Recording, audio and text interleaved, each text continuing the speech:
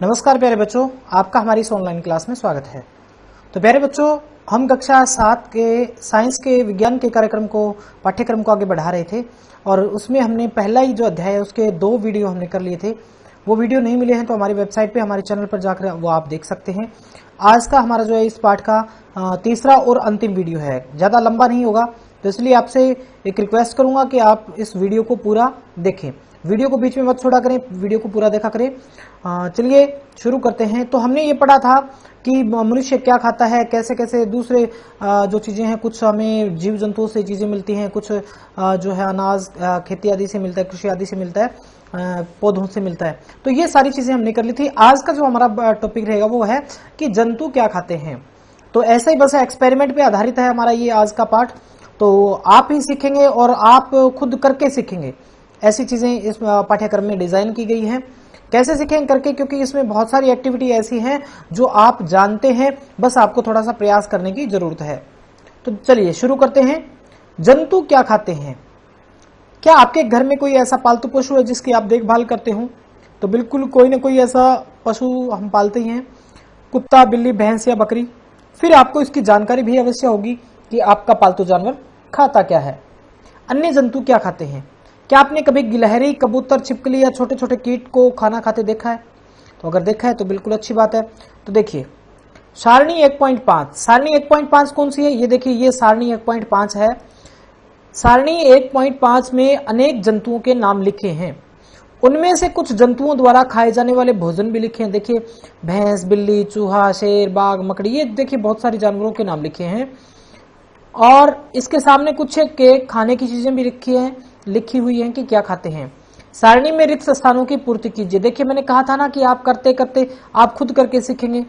तो देखिए इसमें भैंस है। भैंस क्या खाती है? घास, खली, भूसा, अनाज, पत्ती, ये चीजें खाती है। बिल्ली क्या खाती है? छोटे जंतु, पक्षी, दूध, ये चीजें बिल्ली खाती है। तो देखिए ये सारी चीजें आप जानते हैं। आप ये भी जानते हैं कि चूहा क्या खाता है, शेर क्या खाता है, बाघ क्या खाता है, मकड़ी क्या खाती है। ठीक है, मकड़ी का जाला आपने देखा होगा।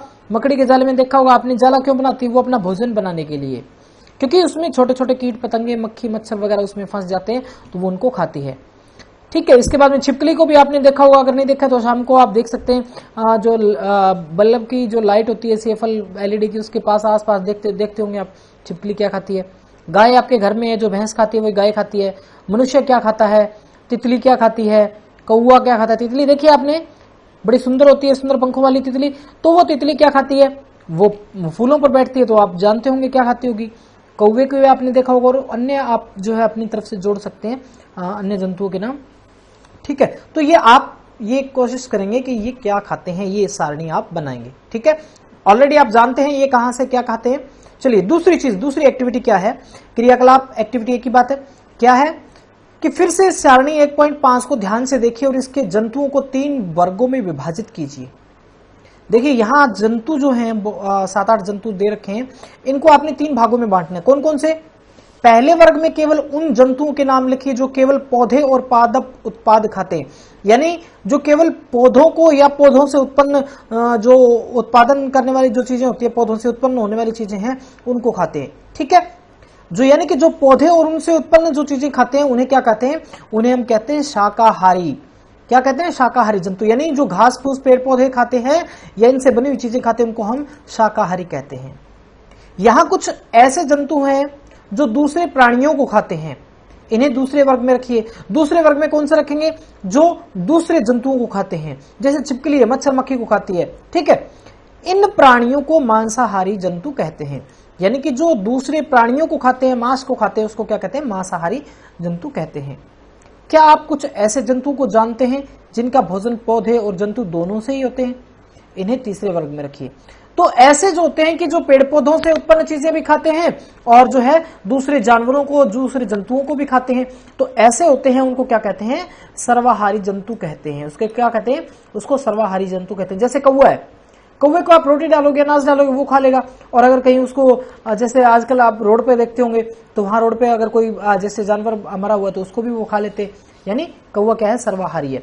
तो इसी तरीके से आपने क्या करना है, जो पहली लिस्ट जो थी 1.5 सारणी है, इस सारणी के अंदर आपने क्या करना है, इन जो जंतुओं के नाम दिए हैं इनको 3 भागों में बांटना है। पहला जो है शाकाहारी, दूसरे में मांसाहारी और तीसरे में क्या करेंगे, ये जो तालिका बनी हुई ना 1.6, इस तरीके से आप क्या करेंगे, आप जो है सर्वाहारी, जो सब प्रकार के भोजन कर सकता है उसको इस कैटेगरी में रखेंगे। ठीक है, तो इस तरह की सारणी आपने बनानी है और फिर आपने देखना है कि कौन सा मांसाहारी है, कौन सा शाकाहारी है और कौन सा सर्वाहारी है।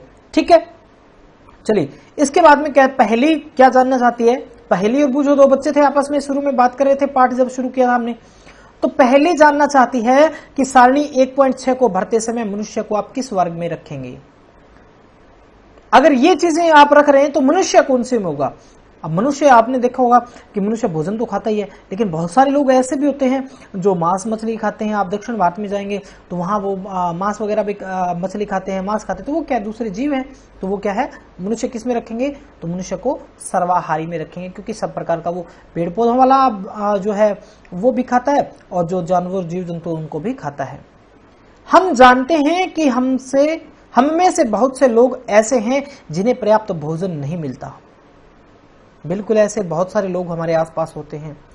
हमें ऐसे उपाय खोजने की आवश्यकता है जिनके द्वारा देश में अधिक खाद्य उत्पादन किया जा सके। हमें प्रयास करने होंगे कि अधिक से अधिक जो है वो खाने पीने की चीजों का उत्पादन किया जा सके। यही पर्याप्त नहीं होगा, बल्कि हमें ऐसे भी उपाय खोजने चाहिए जिनसे यह सुनिश्चित हो सके कि यह भोजन हम में से प्रत्येक को आसानी से उपलब्ध हो सके। अकेले उत्पादन करने से कुछ नहीं होगा, हमें इस प्रकार से उसका वितरण करना होगा कि प्रत्येक व्यक्ति जो हमारे देश में रहने वाला है उस प्रत्येक व्यक्ति तक भोजन आसानी से उपलब्ध हो सके। तो प्यारे बच्चों, आपने सीखा कि कैसे भोजन कहाँ से आता है, किस किस प्रकार से आता है, पेड़ पौधों के कौन कौन से भाग से हमें क्या क्या मिलता है। ठीक है, उसके अलावा जो आहार है वो 3 प्रकार के आहारी हो सकते हैं, जैसे मांसाहारी, जो शाकाहारी और सर्वाहारी, जो सब कुछ खाने वाले होते हैं। ये सारी चीजें आपने सीखी हैं और वैसे ये सारी चीजें आप जानते भी हैं, लेकिन आप इसको एक सिस्टमेटिक ढंग से कर सकते हैं इस वीडियो के माध्यम से। तो उम्मीद है आपको समझ में आया होगा। इसके बाद में आप इस पाठ को अगर आप ध्यान से पढ़ेंगे एक बार, तो इसके बाद में आप जो है यहाँ जो आपके अभ्यास के प्रश्न हैं उनको आप आसानी से कर सकते हैं। क्या सभी जीवों को एक ही किस्म के भोजन की आवश्यकता होती है, तो बिल्कुल नहीं होती है। एक किस्म का भोजन नहीं खाते, क्योंकि हमने अभी इस वीडियो में पढ़ा था कि अलग अलग प्रकार के भोजन करने वाले जो है जंतु होते हैं, जीव होते हैं। 5 पौधों के नाम लिखिए और बताइए कि इनके कौन कौन से भाग का उपयोग खाद्य पदार्थ के रूप में करते हैं। जैसे आप ये बताइए कि हम जो है वो आलू के पौधे का कौन सा भाग प्रयोग करते हैं, फूल है उसका, जो एक फूलदार पौधा उसका कौन सा भाग प्रयोग करते हैं। ये 5 आपने इस तरह के पौधे बताने, उनके भाग जिनका हम भोजन के रूप में प्रयोग करते हैं वो कौन सा भाग है वो भी आपने बताना है। इसके बाद में देखिए कॉलम 1 में दिए गए खाद्य पदार्थ का मिलान 2 कॉलम से कीजिए, यानी दूध, दही, पनीर, घी, ये कहां से होता है, ये सभी जंतु उत्पाद हैं। पालक, फूल गोभी, गाजर, ये कहां से उत्पादित होती हैं, ये कहां से होती हैं, ये जो है पादप एवं पादप उत्पाद, पालक, गाजर, ये क्या है, ये सब्जियां हैं। शेर एवं बाघ दूसरे जंतुओं को खाते हैं। और शाकाहारी क्या है, शाकाहारी पादप एवं पादप उत्पाद खाते हैं। शाकाहारी वो होते हैं जो पौधे और पौधों से उत्पन्न होने वाली चीजों को खाते हैं ऐसे।